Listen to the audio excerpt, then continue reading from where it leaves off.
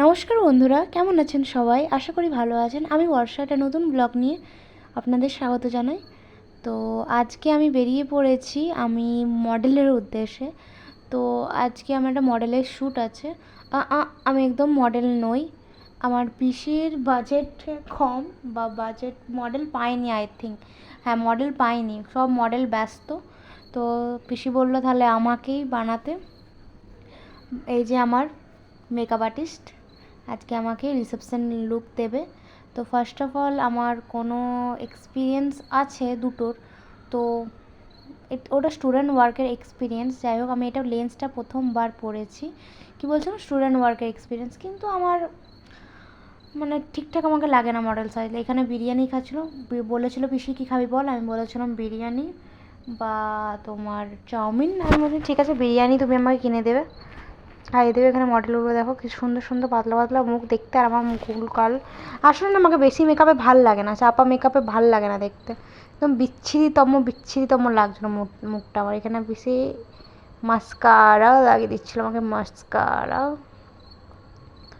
কি ভয়ানক দেখতে লাগছে আমাকে।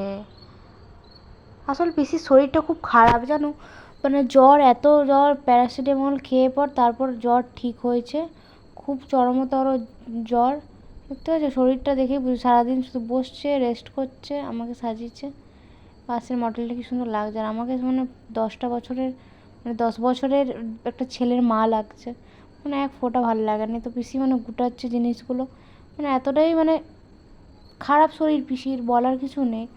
তারপর এবার থেকে এত ব্যাড এক্সপিরিয়েন্স হয়েছে। আমি যেহেতু মডেলে কোনো রকমই পোস্ট টোস্ট কিছু জানি না, তো আমার খুবই বাজে এক্সপিরিয়েন্স হয়েছে। তো যার জন্যে হাসাহাসিও করেছে এরা খুব।